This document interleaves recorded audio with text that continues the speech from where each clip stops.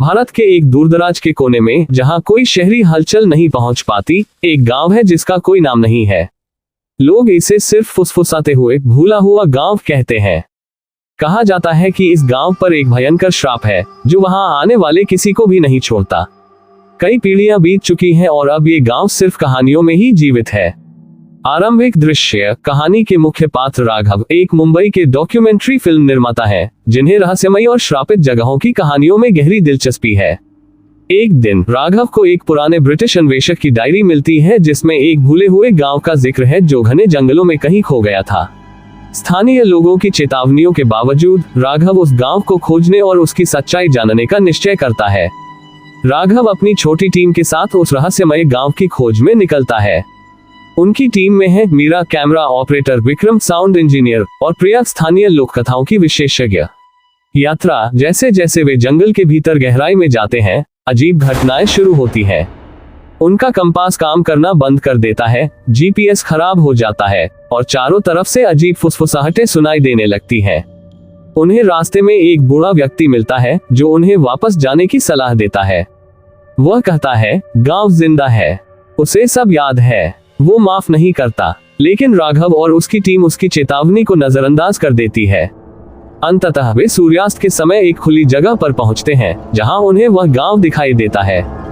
गांव सुनसान लगता है, जैसे वर्षों से किसी ने उसे छुआ न हो, लेकिन उसमें एक अजीब सी शांति और ठहराव है, मानो समय वहां थम गया हो। पहली रात। वे अगले दिन की शूटिंग के लिए गांव में ही ठहरने का फैसला करते हैं। रात होते ही अजीब घटनाएं शुरू हो जाती हैं। मीरा को गांव के घरों के अंदर परछाइयां चलती हुई दिखाई देती हैं, हालांकि वहां कोई नहीं होना चाहिए।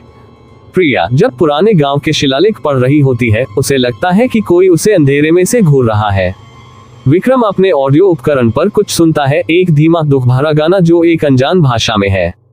जैसे ही वह आवाज को तेज करता है, वह गाना एक तेज चीख में बदल जाता है, जिससे उनका उपकरण खराब हो जाता है।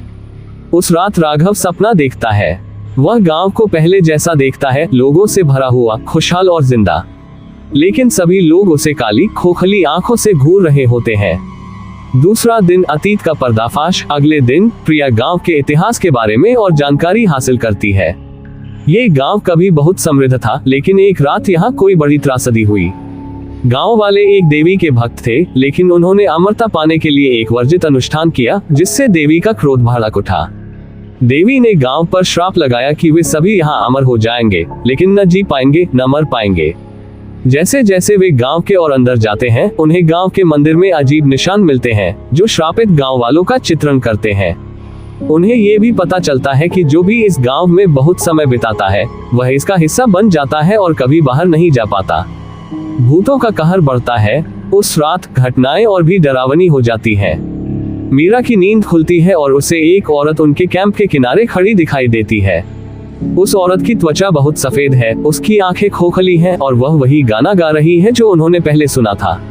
जब मीरा उसे बुलाती है, वह औरत हवा में गायब हो जाती है, लेकिन उसकी आवाज अब भी हवा में गूंज रही होती है।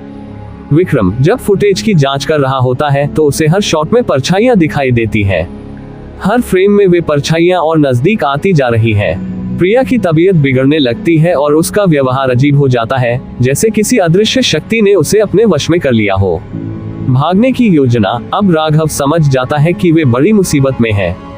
वह तुरंत गांव छोड़ने का फैसला करता है, लेकिन जब वे वापस जंगल की ओर लौटने की कोशिश करते हैं, तो पाते हैं कि रास्ता गायब हो चुका है। ऐसा लगता है जैसे गांव ने उन्हें फंसा लिया हो। वे रेडियो से मदद मांगने की कोशिश करते हैं, लेकिन वहां से सिर्फ अजीब सी फुसफुसाहट और गाने की धुन सुनाई देती है। प्रिया अब पूरी तरह से गांव वालों की आत्माओं के वश में आ चुकी है, कहने लगती है तुम अब इस गांव का हिस्सा हो। अंतिम रात। उस रात गांव के श्रापित गांव वाले आत्माओं के रूप में उनके चारों तरफ इकट्ठा हो जाते हैं। उनकी काली खोखली आंखें गुस्से और दुख से भरी होती हैं। मीरा और विक्रम गांव वालों के अंधेरे में गुम हो जाते हैं। राघव देखता है कि वे परछाइयां उन्हें निगल रही हैं और उनकी चीखें रात के सन्नाटे में गूंज रही हैं। अब राघव अकेला बचता है।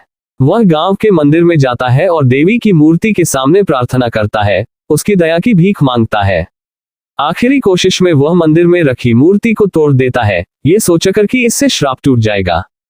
ट्विस्ट। अगली सुबह राघव मुंबई में अपने अपार्टमेंट में जागता है। उसे सब एक बुरे सपने जैसा लगता है। वह अपनी कैमरा फुटेज चेक करता है और पाता है कि गांव की सारी रिकॉर्डिंग अभी भी उसके कैमरे में है।